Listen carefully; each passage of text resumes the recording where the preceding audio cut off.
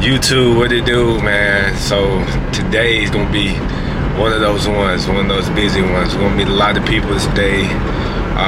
It's kind of dark outside still, you can't really tell, but it's like 7 in the morning. Had to get up at about 6-ish, 5:30-ish, something like that. And today we're gonna go down to the God show with, Ray Daniels, Two Laws, Nyla, all those goats, you know what I'm saying, those we consider goats, and get some knowledge and just see what we can learn, see who we can meet, so we can connect with, build relationships with today. And yeah, but this morning my Little League football team has a game, very, very important game for playoffs, one of our toughest opponents that we're going to play all year. So we're going to go out here and see what they do with that. So hopefully we can get the dub on the field and we can get the dub in Atlanta. Here's the kicker though. The game's probably going to end about 10:30, 11 o'clock. It's going to take me 2 hours to get to Atlanta from Chattanooga. They moved the time from 2 to 1 o'clock. So it's gonna be close getting it down there on time. But with that being said, it don't matter because we still gonna show up, man. So let's see where this day takes us. Make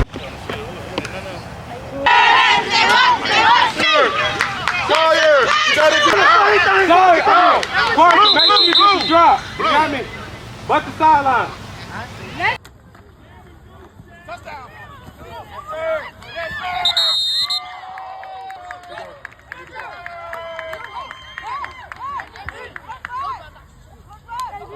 That's the bonus wings before we get to steak. Tails next time, baby. Let's go. Bet. Yeah. Break it down loud and proud. We won the game. It was against a team that a lot of people didn't think we was gonna beat, but we got the job done. And so now we on our way to Atlanta. I'm in a little bit of traffic right now. I'm out 50 minutes out, something like that. So we're on our way to go meet some great people, get some gems, and see what we can learn today, you know what I'm saying? Get off your ass and go make something of yourself, nigga. Country grandma with the manners, we up the street from Atlanta. Go and find you a Coretta, but you better get some cheddar. Businessman with hella plans, I ain't got time for the slammer. I was toosing Cadillacs on 22 like David Banner. Ain't no fan of all these niggas that be flashing for the camera. I got that shit on, might as well just walk around in Pampers. For example, see your lady, what she tryna get a sample. She got a sweet tooth, forbidden fruit, and nigga, I'm the apple, yeah, spazzing on them. Hold on, did I mention? I ain't asked permission, watch out for your homeboys, it's jealous. You say, I'm a songwriter and I write these big records. First of all, I can look and tell how you dress that. It's something interesting about you, right? We didn't even do the part yesterday. Yesterday, I walked through DC and I was like, artist, manager, and like literally, and some people's artists, they just look, I'm like, well, you look like a manager. And they're like, you actually would look like an artist. So what I would say to you is, I said any songwriter is, instead of saying I'm a songwriter, which is good to say, you have to know, it's like saying I'm a basketball player, I'm a football player, I play baseball. You have to know, if you're gonna play those things, what position you play. And every songwriter, take these notes. I'll say, identify 3 artists that you think you would be perfect to write for. 3 successful artists. Not artists that were successful, that's trying to get on. I mean, if you give this to me with Keith Sweat, that's great. I love Keith Sweat, but I don't think nobody in here that loves Keith Sweat is waiting for a new Keith Sweat single. We want Keith Sweat to sing the shit. No, I'm being real. We want him to sing the shit that we know. Find 3 artists who are in the game, actively making music, and write songs for them. All right, 3 to 5 songs for each one of those artists. Now, let's say it was Usher. And by the way, if it's Usher, Adele, and Nelly, you don't understand the concept. 3 artists that you specialize in. You can't specialize in them all. So find 3 artists in the same lane you specialize in and write for them. And write 3 to 5 songs for each of them. Identify the best ones, the 1 or 2 out of each of them, and then come in the room with me and say, Ray, I'm a songwriter, but I think my specialty is working with R&B male singers. So here's 4 records that I think is fire. That's different now. Now I'm locked in because now you just took work off my end. Now instead of you saying, here's a hit, figure it out. you saying, here's a hit for this person, so maybe Usher doesn't take them. But who's the young Usher? Who's the up-and-coming Usher? Who's the Usher that I feel like could be Usher? He had a Usher record. When I got on Rock City, I went to work with Usher, but everybody went to work with Usher. Nobody went to work with his group that he just signed, One Chance. I was like, I'm gonna work with One Chance. We wrote records for One Chance.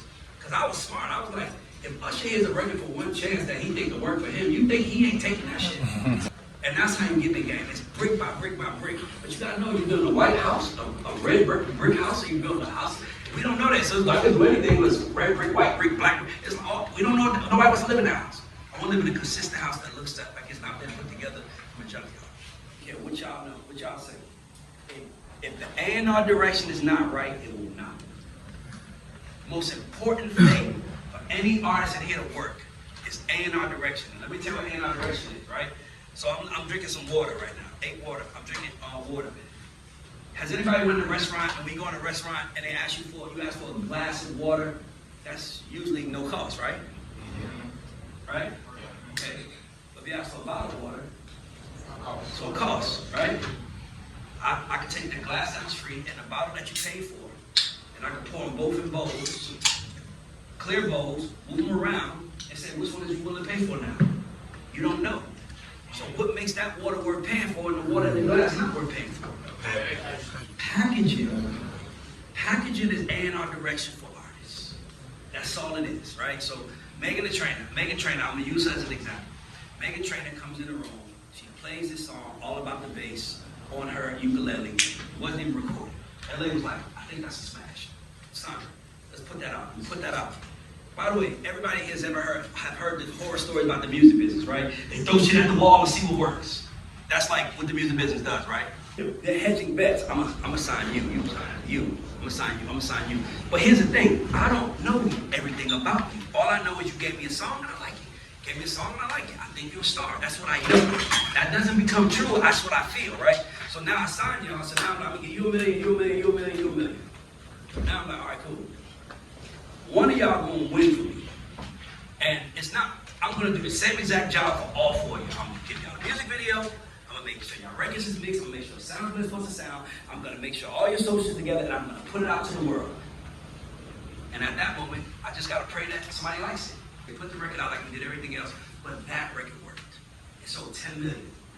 First out the gate. We didn't do nothing different for that record than we did for any other record. So now you gotta ask yourself, why did that record work and the others didn't? And most of the time, if you're the person, you're gonna say, my label didn't push me. They pushed her harder than me. No, they do the same thing. But it's just like, it's like A&R directions when you guys come up here and make your pitch. It's like, tell me what you got.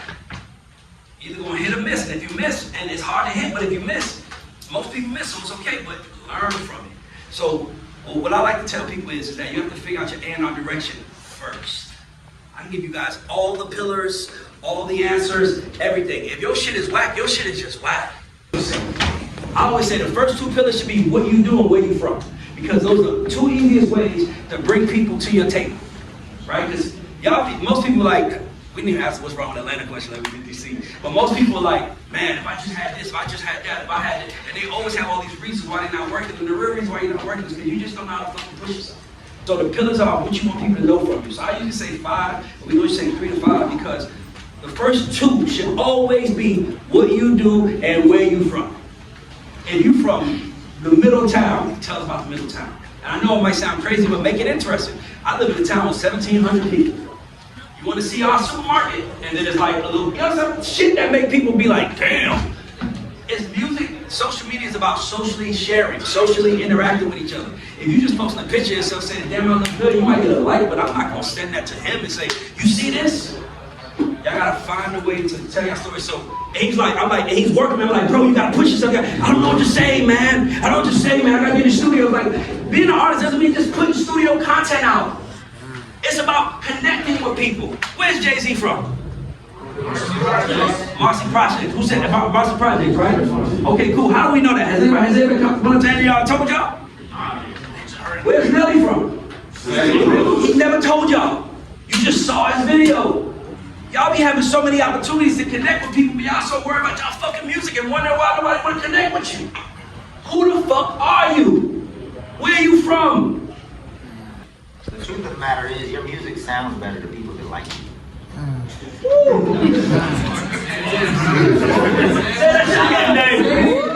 Music sounds better to people that like you. That is the difference between, employees and entrepreneurs. The employee asked for a job, the entrepreneur took the fucking risk. How many men in here have went and bought a Trey Songz album? I ain't gonna lie.